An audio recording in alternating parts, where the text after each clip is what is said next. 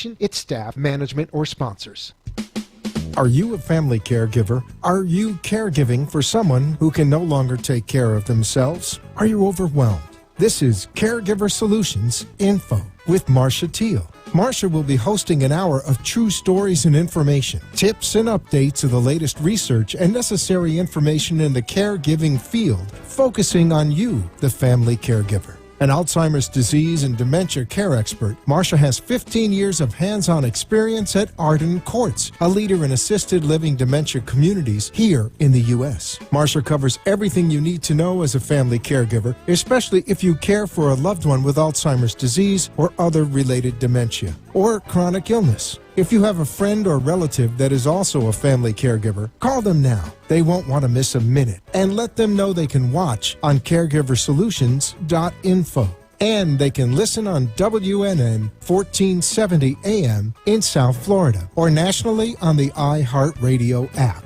Now, sit back, relax, and learn from our host, Marcia Teal, as she brings information to you that may just be the caregiving solution you need.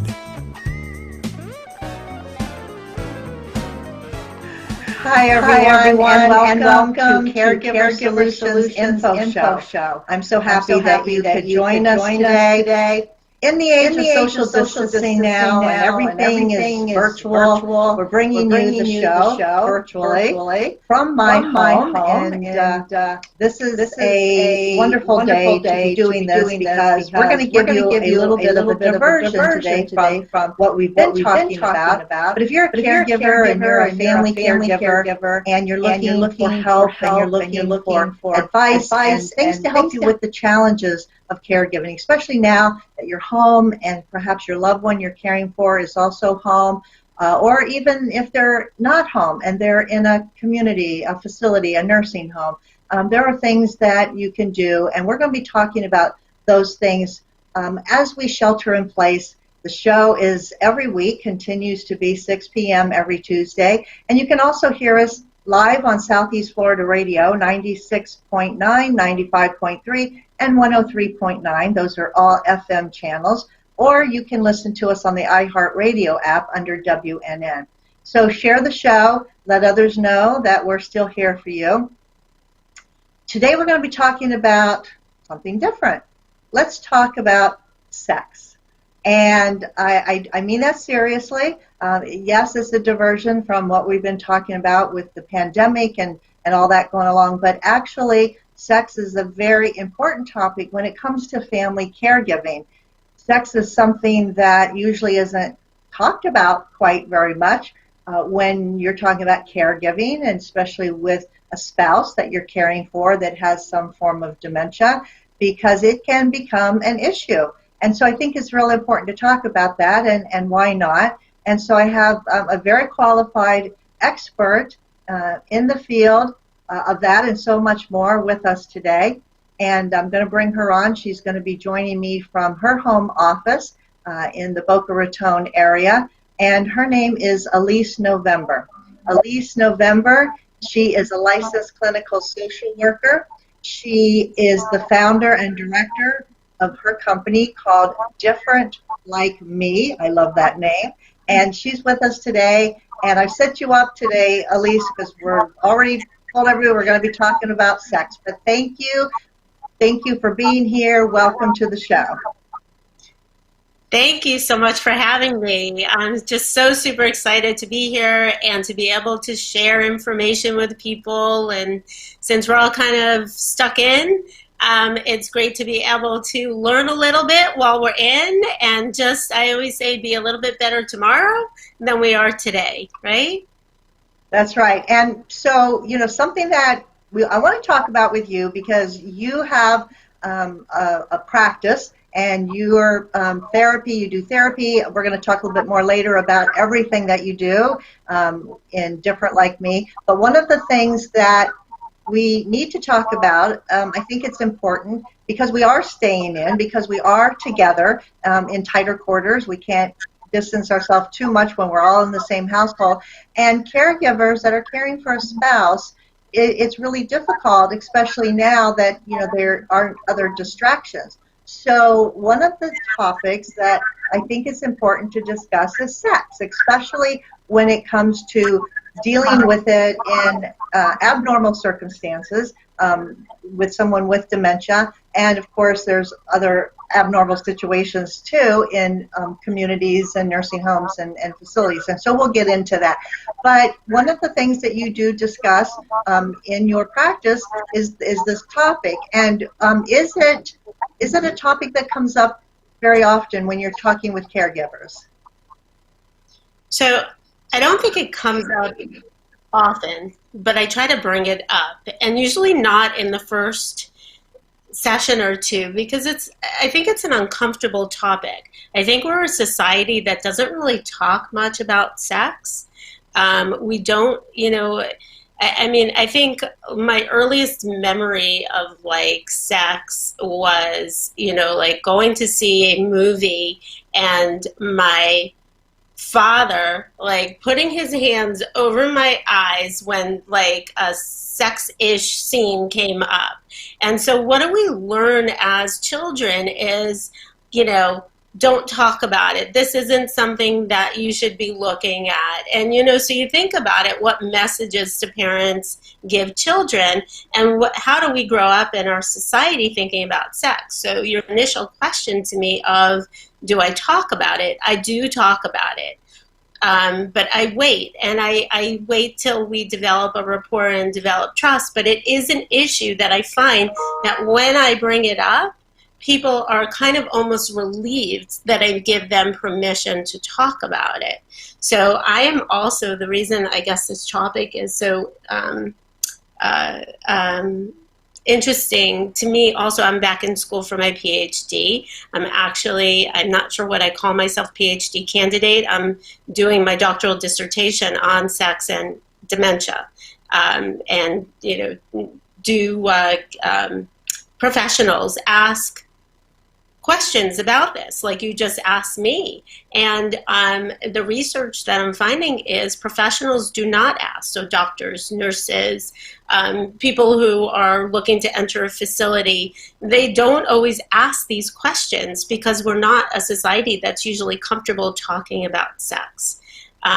Sometimes though, and I just will add, sometimes people come because they're dealing with issues related to sex specifically. So if we have more of a frontal lobe presentation with lack of inhibition, with people exposing themselves in public, I've had situations where we had somebody with a frontal lobe who was out dating, who was actually out dating. They were well enough to date, but the presentation was this lack of judgment and lack of inhibition. And so they were they were doing online dating. And this was a person who was happily married prior to that, never had any issues with infidelity. So sometimes somebody will come to me because the initial presentation is of a sexual nature, and sometimes they'll come to me just because they're having issues, and this is just one of the topics we'll kind of talk about a little bit later on. So thanks. Well, thank you for that. And this is exciting that it's your topic for your PhD, so we'll give you a little more practice here talking about it. I know a few years ago I came across a caregiver, and I was talking to her, and she was confiding in me, really, about her husband at home, and she eventually wanted him to go to an assisted living, and we were talking about that. But one of the things I'll never forget that she said to me, she said, there's something with my husband now that he has dementia, and she said, at first I thought it was a good thing, and she says, but now it's driving me crazy. And she said, we have sex like we always did, but because of his dementia, he forgets that we just had it. And then he wants it over and over and over again. And she said, so at first she said that it was kind of nice, but she says now it's terrible, and I find myself hiding from him and trying to avoid it. What do I do? So if I were your client, how would you address that? So two ways. I don't do medication, but sometimes there's a need for medication because it can't just be managed behaviorally, which I'll kind of talk about how to manage it behaviorally. But sometimes you can't because sometimes there's a hypersexuality attached to the disorder, and that's just the presentation of it. And so there's, he's forgetting, but he's also just continually aroused and acting out and inappropriate with it just because of the nature of the disease and its presentation. So sometimes there are certain medications that could be used to, inhibit, libido, the urge. And so it could be managed that way. So I would always talk to a doctor because it can't always be managed behaviorally. But when we do talk about managing it behaviorally, we talk about more redirecting. We talk about other ways to be intimate. So when the husband or the wife is wanting to have sex, you could redirect it and say, how about a hug? I love you so much. So sometimes they're wanting to have sex because they're needing to connect. And they're feeling disconnected. And a lot of people use intimacy to connect with one another. So sometimes anxiety or feeling disconnected, feeling out of control can cause somebody also. It doesn't have to only be about the hypersexuality part, but that might be their way of needing to connect. So we want to work on developing healthy forms of intimacy that may not involve sex. So like I said, let's go have sex. So we want to redirect and say something like, I would love to do that with you later when we go to bed. Right now, what I would love so much is a hug. How about we just hug? How about we just hold hands? How about we just sit on the couch and talk to each other about how much we love each other, or let me tell you about a memory that I have of you. So finding different ways to connect and be intimate with one another I find is helpful. It's hard when it happens over and over again. That might be a time to get some help in to kind of distance yourself from your spouse, or, sometimes even placement is helpful if it, just gets to be too much. So, yeah. Well, thank you. I know that there's a need, people, they want that physical connection, and I know that in communities, we're going to be talking about that right after our break, but in communities, people still are seeking that, and if they don't get enough appropriate physical connection, then it's going to cause other issues. But we're going to talk about that and much more. We come back from our quick commercial break, so stay with us.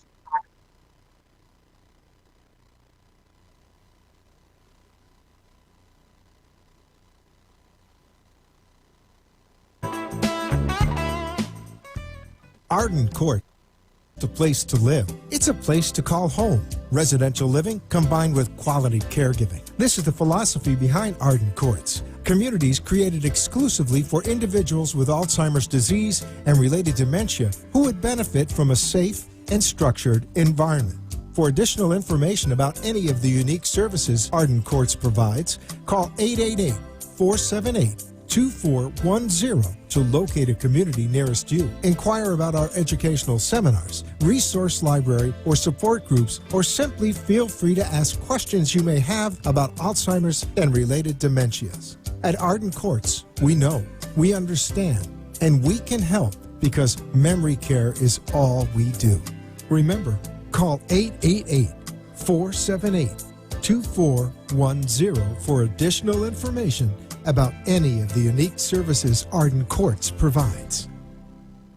You are listening to your host, Marsha Teal, an Alzheimer's disease and dementia care expert on caregiversolutions.info. If you have a question or wish to share a story, call into the show at 888-565-1470 and talk with Marsha. Now, back to Caregiver Solutions. Welcome back to Caregiver Solutions Info show. My guest today is Elise November. She's a licensed clinical social worker. She is the founder and director of the company Different Like Me, and they do a lot of counseling and therapy with people. And today we're talking about sex and dementia. And before commercial break, Elise, we were talking about what someone can do at home to provide that intimacy that's so needed without, I guess, getting burdened down with the actual act of sex if both parties don't want to, which sometimes it can be really hard to manage that at home when one of the spouses has dementia and keeps forgetting that he just had sex and wants it more and more. So I appreciate those tips. Those are really good. However, what about when a person goes into a memory care community because they have dementia and they're not with their wife anymore, but they're still seeking that connectedness, that physical contact? I know a lot of communities are great about giving hugs and words of loving words, but sometimes a resident will hook up, if you will, with a girlfriend or a boyfriend, and that has a traumatic effect on the well spouse who's home when they walk into the facility or the assisted living or the nursing home and see their loved one holding hands or kissing another person, literally a stranger. That is really, really hard for a lot of caregivers to accept. And what can we say about that to kind of manage that situation? So I'm not sure it's managing as much as it is adjusting. So there are so many cases out there that I've studied regarding facility care and what they call, I guess, hooking up. But there's two sides of it, okay? So there's in a facility, and I guess what they call, somebody hooking up with somebody in a facility. So let's say we have a case where somebody is married and their spouse places them in a facility. And they go to the facility, 2 months later, 3 months later, and let's say it's a gentleman that was placed, let's call him Mr. B. And Mrs. B goes to the facility Monday morning like she always does, and she sees Mr. B holding Mrs. C's hand. And how do you emotionally deal with that? And I work with this a lot. I don't want to say a lot, but it does happen, and it happens often enough with my caregivers. I get a variety of responses. Some are saying, I'm okay with it, and some are saying, I am not. And so what's the difference? And I'm not sure it's a difference. I think it's a natural human response to be jealous. And there's so many different emotions that come up for people. Anger is usually one of them. I've done this, I've taken care of you, and this is what I get, and you're going to do this. And there's jealousy. So sometimes it depends on what was the relationship like prior to coming in. And that helps people sometimes to deal with it better, but not always. It's about looking at the person and saying they are not the same person that they were. And I think it's very hard for people to grasp that, because in the flesh, they still look the same. And many times, in many ways, they act the same. So how could they do this to me, or how could they do this to our relationship? And what I help people to kind of come to, the end is they're not doing it to you, and they're not doing it to your relationship, because if they didn't have this disease, the likelihood is this wouldn't happen. And if it did, it would be for a different reason. So we talk about your husband or wife just needing intimacy and needing to connect, needing to feel connected to another human being. And we try to look at it more from the outside of, and I pose this question to them a lot, is what would you want if it was you? So I always say you can't have empathy unless you could put yourself in the shoes of the other person. And so we say, okay, if you were Mr. B sitting in that chair and it was you, how would you want your spouse to feel about that? Would you want them to feel like you didn't love them anymore? Would you want them to feel like you were cheating on them? Like, what would you want? Well, if you could pop out of your memory disorder for a moment, what would you say? And most people would say, I love you. I'm not doing this to hurt you, and this is not about our relationship. This is about the fact that I don't remember you and I don't remember our relationship, not because I don't want to, but because the disease has taken that ability away from me. And I do still love you. And given the choice, I would never do this to hurt you. I am doing it because I don't know that I am hurting you, and I don't know. So I try to, as best as I can, just help people to kind of be in those shoes, and there's another side of it, which is how would it feel if it was you sitting in that chair, and what would you say? And then I also turn it around to, if they were well, what would they say? And so we just try to really gain perspective on the situation so it doesn't become a cheating situation, an infidelity situation, which brings up just anger, rage, just horrible feelings. And so we try to pull it away from that, and we turn it towards love.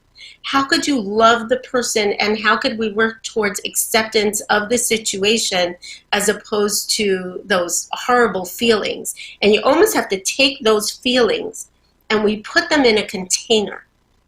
And so that, because they don't serve a purpose, they're based upon a past relationship, not a current relationship. So we take that anger and that horrible feeling, if anybody's ever been cheated on, it's a crappy feeling. It's just it feels really bad. And we put it in a container, and then we try to just look at the person and say, I love them. And how are they doing in this relationship? Let me not look at it as jealousy, as being jealous, but let me look at it and just say, I love them. Are they smiling again where they weren't before? Do they seem happy? And just trying to come to terms with it and come to some level of acceptance. There's been many cases where, lawsuits ensue in different facilities, in my research where, does a facility allow somebody to, what they call, take up with another person? And, the question is, how do you really stop it? And why should you? If the person is okay and seems like they're consenting, because there's always the issue of capacity, but capacity, what does capacity look like when somebody has memory disorder? And if somebody doesn't seem like they're in distress, are they consenting? And there's many different versions and many different ideas of, what's okay and what's not okay. Many times also it's the judgment of the family. How could you? Or a judgment of a friend. So how could you let them do this? Oh my God, why would the facility allow this? And it clouds a person's ability to come to that level of acceptance. So we also need to put the idea of those people in the container too, because it doesn't really serve a purpose. So. Well, I've had both sides of the coin when it comes to caregivers. The one who didn't like it when his wife took up with somebody else and just would always cry and get upset and become very, very jealous. On the other hand, I've also had a female caregiver, a wife, tell me, oh, well, he found another girlfriend. That's great. I'm happy that he found somebody that he can, hold hands with, and somebody that he can sit with and just talk, and it doesn't have to be me because I can't do it 24/7, and as long as he's happy, I'm happy. So I've seen both sides of the coin, which leads me to another question, and we're probably going to have to answer when we come back from our commercial break. But the question I'm going to set you up with is, when a spouse has someone in a memory care living in a community, and they're okay with maybe their spouse having a girlfriend or a boyfriend, or even if they don't, they're living their life. They're continuing to live their life. They're still visiting their loved one, but they start dating. And I think that's another whole issue with, again, two sides of the coin. So when we come back, we're going to talk to Elise November about that issue and more. So we'll be right back after this commercial break.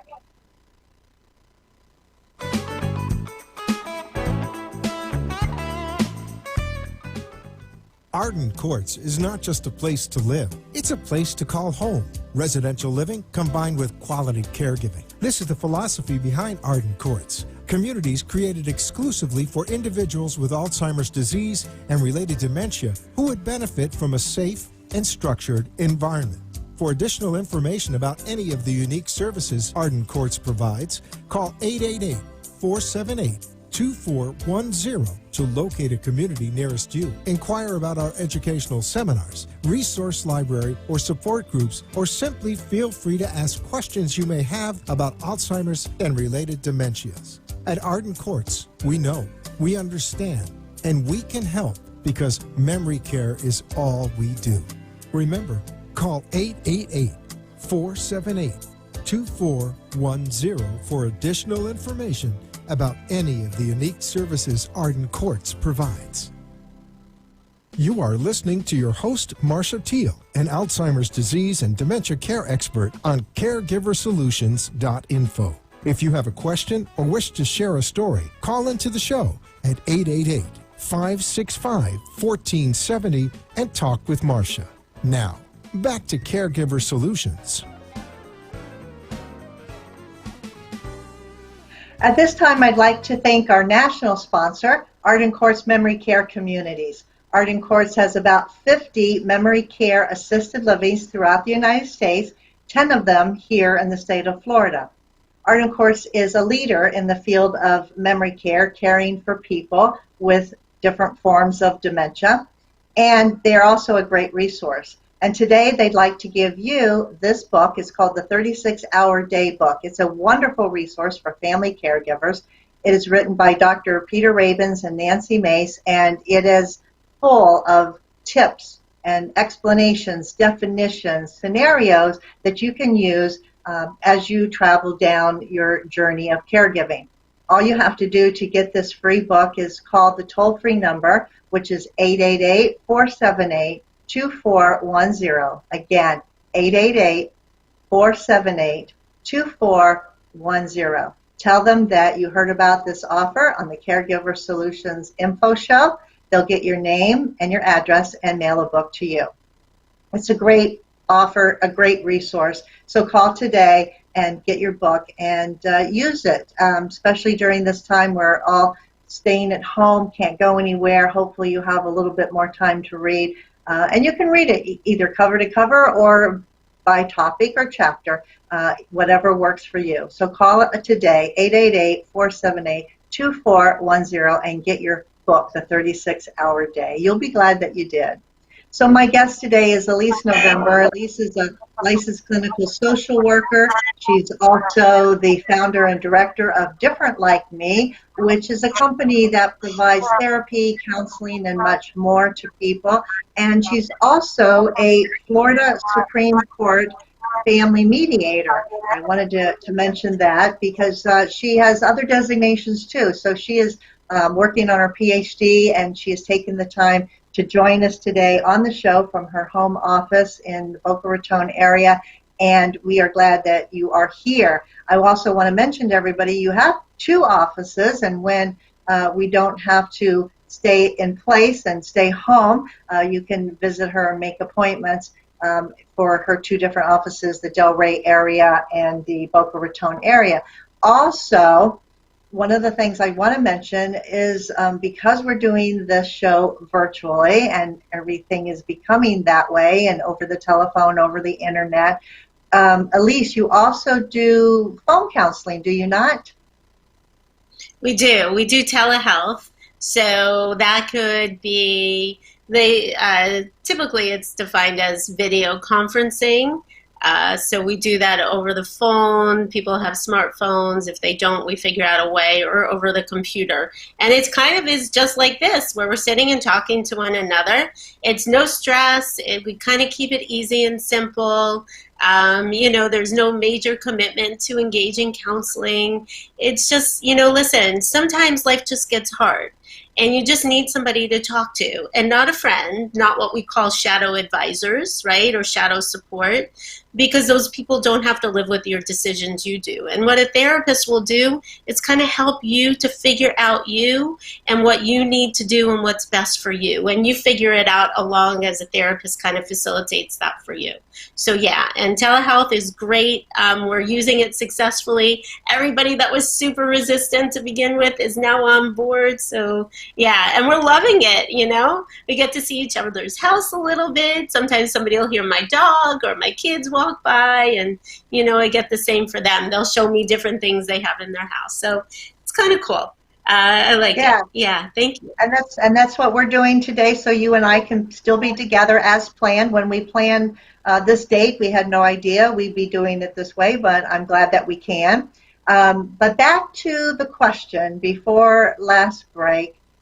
When a spouse who has an ill spouse in a facility decides that they want to date, they want to go out, they want to live their life, they're still married, and that's what they decide to do. But there are people, especially maybe some family members, that would not agree and really make them feel guilty or give them a hard time. And this is a dilemma, I think, with a lot of caregivers, especially even younger ones who have a spouse who has like early onset Alzheimer's, and it goes very rapidly, and the person's really on the younger side, but their dementia is really at a later stage. Those are really hard times. I've had caregivers say, I'm young, I don't want to waste the rest of my life. I have a problem with this, or my daughter has a problem with this.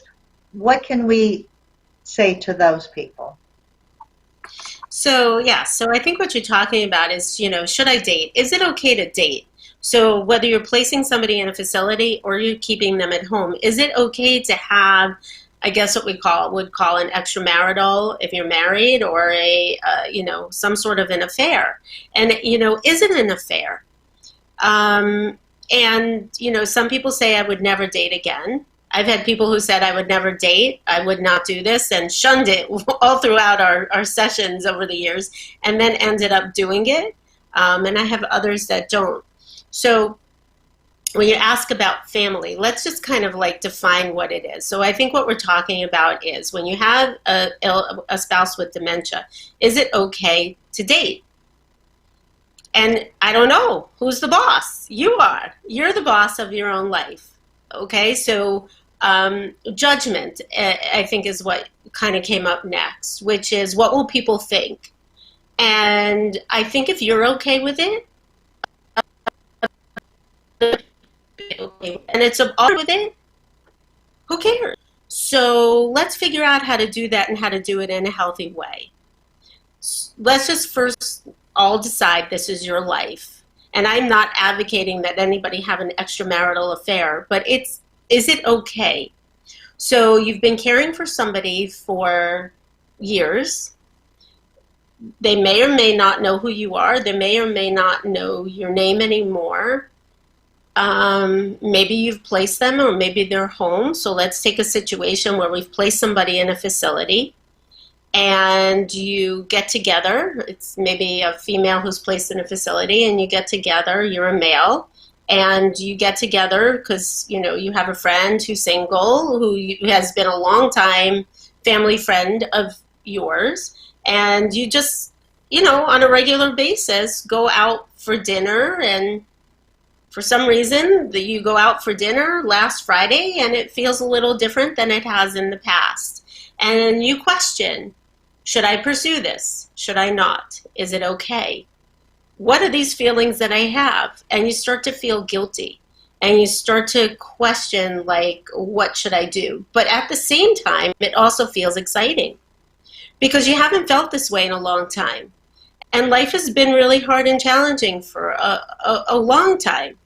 And you've lost connection with your wife. You've lost the ability to have an intimate relationship the way you did in the past, whether it's sexual or just, you know, an emotional relationship with somebody.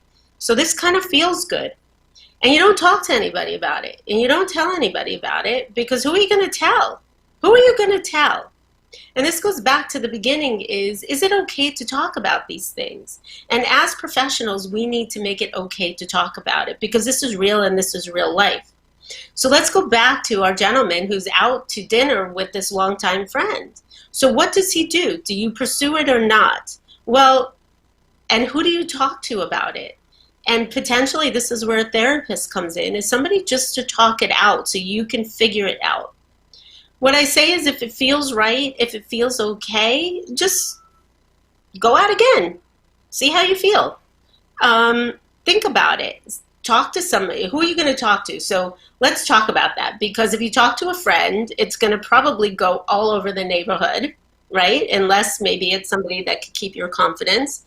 If you talk to a child, it probably will take on a new meaning, because the child's not going to experience it from your perspective. They're going to experience it potentially as a dad, you're cheating on mom kind of thing. How could you do this? You've been married for 50 years, 60 years, whatever the case may be.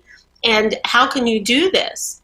So that's a really good question, Marcia, because I think a lot of people suffer in silence. And they don't know who to talk to, and they don't know what to do. And a lot of people feel like they're doing something wrong. And I don't think you are. I think if it feels okay, then you go for it. And how do you deal with the guilt? How do you deal? A lot of people describe what they call a weirdness about it. It's just weird. I go and visit my spouse in the facility, and I'm holding her hand, and she's smiling, and she's singing songs with me, and we're looking at pictures of the kids. And then I go home to my girlfriend. Like, how do I do this, and how does that? And it's very confusing for the mind, because for most of us, we're a monogamous kind of, you know, society, and they're not used to that kind of experience. And so, you know, we just say, we work on just going through that and accepting the process and the feelings for what they are. They're not something that need to be fixed or transformed. Just understanding them, accepting them, and going with them. And if something ever doesn't feel right, then stop and don't do it.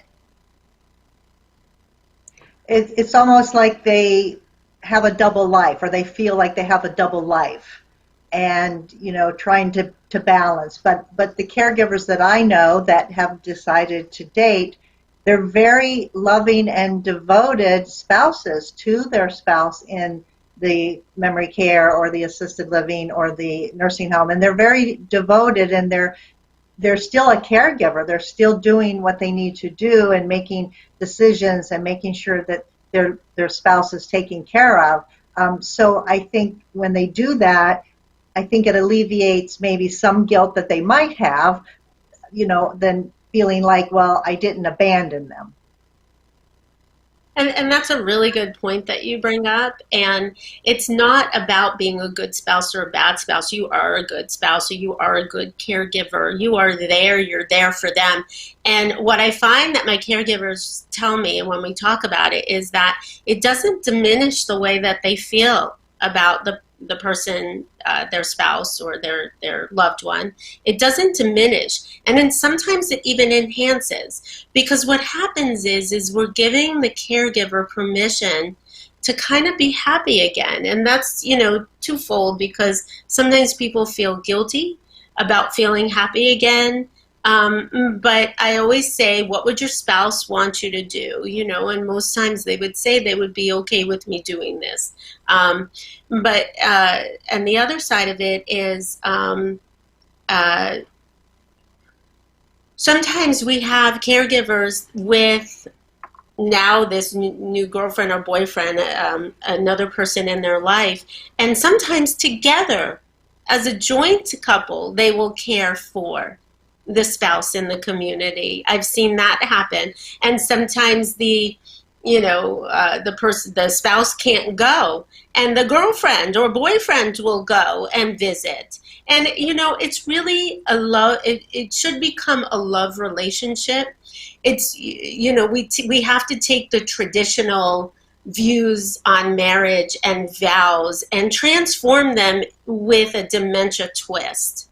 And when you can do that, you can drop some of that guilt, and you could drop some of the anger if it's being done to you, because we have to look at it in a different context. And so it's important to just help somebody transition to be able to see it with those eyes in a different way. Absolutely. I love your explanation. Dementia certainly is a game changer in every situation. So thank you for sharing that. We're going to take our last little break, and we come back more from Elise November. Different Like Me. We'll be right back.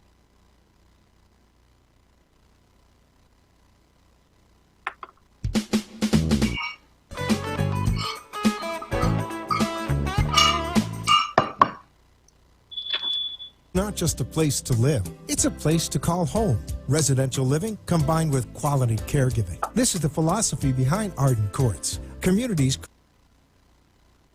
with Alzheimer's disease and related dementia who would benefit from a safe and structured environment. For additional information about any of the unique services Arden Courts provides, call 888-478-2410 to locate a community nearest you. Inquire about our educational seminars, resource library, or support groups, or simply feel free to ask questions you may have about Alzheimer's and related dementias. At Arden Courts, we know, we understand, and we can help because memory care is all we do. Remember, call 888-478-2410 for additional information about any of the unique services Arden Courts provides. You are listening to your host, Marcia Teal, an Alzheimer's disease and dementia care expert on caregiversolutions.info. If you have a question or wish to share a story, call into the show at 888-565-1470 and talk with Marcia. Now, back to Caregiver Solutions. Welcome back. I'm talking to Elise November of Different Like Me. Different Like Me provides counseling services, they provide therapy services, and one of the things that they also provide is something called cognitive rehabilitation. Elise, what is cognitive rehabilitation? That's a good question. So what is cognitive rehabilitation? So when somebody has a memory disorder and they're either in what we would call the mild cognitive impairment stage, which is kind of when somebody's newly diagnosed, moving into, I have to apologize. So if you hear beeping, my smoke alarm is, I think the battery is dying and somebody's probably out there trying to fix it right. Yeah, I hope it's just a battery, it's not a fire. Yeah, if we see flames, I will understand. I have a whole family out there who would be running in telling me, but if you hear a beep, that's what it is. So anyway, so going back, what is cognitive rehabilitation? Cognitive rehabilitation is, it's a, so I started to say when somebody has mild cognitive impairment, the beginning stages, the early Alzheimer's or early dementia, moving into the mid stages. So as the disease progresses, right, we lose connection in our brain, right? So the disease process starts to take over the brain, and different parts of the brain at different times, different rate for different people. And so as we lose ability, what happens is the cognitive rehab helps to create a connection with a healthy portion of the brain. So as the disease progresses, it starts to take over parts of the brain, and the brain starts to die, those parts of it, or not die, but not function. And so the cognitive rehab helps to create new connections. And how is it done? It's done by sitting with one of our speech therapists who does the cognitive rehabilitation, and they do these memory type of exercises or cognitive exercises, and some of them are memory related. So some of them are recall, some of them are more functional, so helping somebody to function better in their world. So in the beginning stages, people are still paying bills, organizing, driving, doing different things. So we help them with functional skills to be as independent as they can be. As somebody loses ability, we're trying to create connection. So it's like I call it the game of Mother May I, right? So it's like one step forward, two steps backwards. So what happens is if we're taking two steps backwards because of the disease process, the cognitive rehab helps you to take two steps forward. So it kind of tries to even out the a person's ability. So we're increasing connection in the brain. We're increasing the synapses, and they do that with like all of these different mind games and exercises that they utilize. And so it's truly amazing because I see people who are just really remaining stable and remaining very functional. They do their homework, they do whatever they have to do at home because we typically provide the services once a week. And they are just kind of holding their own, and it works. So if insurance pays for it, we know it works, and it's research-based. So it is it is working. I wanted to go back to just like we were talking in the beginning, and I wrote down something. When we were talking about, sexual activity in the home or inappropriate sexual activity in the home, it doesn't always have to be sex. Actually having, sexual intercourse. It could also be things like just groping. It could be inappropriate exposure, to children, to adult children or to grandchildren. It could be inappropriate behavior in a supermarket. It could be inappropriate behavior with an aide. So it doesn't have to necessarily be that they're asking for sex all the time. It could take on many forms, and it could look different. So I don't want it to just be that, this is the one thing that we're talking about, because the presentation is very different in everybody. But I just wanted to kind of clarify that. So. No, I'm glad you did, because that is probably more reason for people to be upset, because it involves other people, and like you say, the exposure and doing things inappropriate, and those are very embarrassing to the family. And again, my question to you is, was somebody doing something like that? That could be like the beginning where we're finding out that someone maybe does have something going on wrong in the brain, because they're what we call their filter of the things that keeps them from doing and saying things inappropriately. They've lost that filter. So that could be one of the first signs that something's really wrong with this person. Is that correct? Yes, so that's right. They may lead with hypersexuality.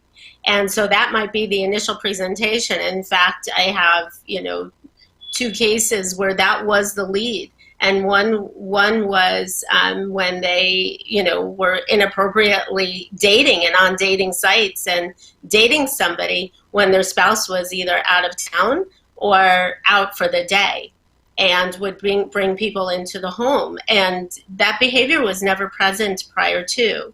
And then the other thing is just a lot of inappropriate sexual comments to people. Inappropriate sexual talk could be out when you're just out with another couple, and somebody might say, "Oh, you're looking mighty sexy in that dress," and maybe get a little bit more explicit. And so you're saying, "Oh my God, who is this person that I'm married to? I've never seen you like this before." And so that might be a reason to say something's not right. And let me kind of talk to a professional. Let me talk to our doctor. Maybe there's something going on here, and that might be prompted, a reason that you might get tested. You know, so and sorry. I was no, going to that's say okay. there's Go so ahead, many. please. I was going to say there were so many issues that occur when somebody has a memory disorder, and you know, dealing with the sexuality piece is very important. And like we talked about in the beginning, it's so important because it's such a taboo subject, and it's important for professionals to ask questions. What are you intimate? You know, just even asking that. Are you still sexually active? You know, how are you intimate? Do you find any challenges? Because you know, it's important to ask these questions because people are embarrassed. You know, these, and as I started to say, this is just one of the issues that people deal with. There's so much to manage when you're caring for somebody with a memory disorder. So that's just one of the things among many that we help with. Yeah, and especially want to let caregivers know, you know, to be aware of things like this that can happen because it can come on just out of the blue. And don't scold the person. Don't argue with them. Don't yell at them. Don't scream at them because that's not going to help the situation. That is just going to escalate it because many times they have no control over it. They've lost their filter, so things are just going to happen. And you know, I always say you can never win an argument with a person with dementia because, you know, you just have to get into their world and understand where they're coming from. So, you know, there are techniques and some of the things that we've talked about today, those techniques, those ways to distract, those ways to redirect somebody with dementia. You can learn those things from Different Like Me and going for counseling and learning these types of things. So before we have to end our lovely conversation today, Elise, why don't you tell everybody how they can contact your company, especially now during this pandemic crisis. I'm sure there's a lot of people that are feeling some stressed out feelings and just feeling out of control, and maybe they need to talk to somebody. How can they do that? Sure. So thank you. Yes, and I think anytime anybody needs to talk to somebody, it's always helpful to have somebody in your pocket. So they could call our office at 561-270-2280, 561-270-2280. We do have a skeleton staff in the office, so either Lou or Roseanne will answer your call. And I have a staff of about 40 therapists who work with patients. So it may be me or it may be one of my therapists, but we are all highly trained. Or visit our website at www.differentlikeme.com. And you can check us out there. You can message me. I'll get all the messages and we'll make sure you get taken care of. So we're here for you, even just to chat or just to talk or just to ask questions. We're here for you. If you don't want it to be like formal counseling, we'll help to direct you to where you need to go. That's great. And I know you have lots of resources that you can help people with that. You have a great staff. I've been to your office, and call Different Like Me if you need any kind of help with a situation that maybe you can't deal with, you can't talk to anybody else about. You need someone that can listen, who's a confidant, that is trained in listening. I know that a lot of people talk to their friends, but sometimes, like you said, friends aren't the best, you know, and we need to vent. And if you need to vent and talk and get some help, give them a call. Thank you so much for being here today, Elise. I appreciate your time. Thank you. Thank you so much for having me. I love teaching and educating, so this is a wonderful opportunity. And good luck on your pursuit of your PhD, and let me know when we can call you doctor, and look forward to that. And I want to thank all of our viewers and listeners today for tuning in. And don't forget, give yourself a hug. I know we're social distancing. We can't always get so close, but give yourself a hug, and you'll feel good about it. So until next time, stay well, stay safe, and we'll see you next time on Caregiver Solutions Info Show. Take care for now.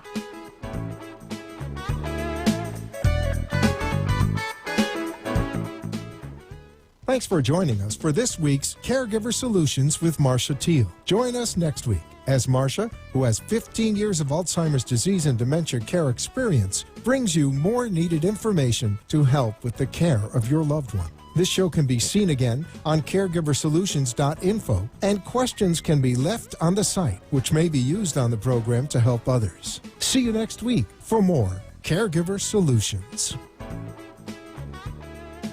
The opinions expressed on the preceding sponsored program were strictly those of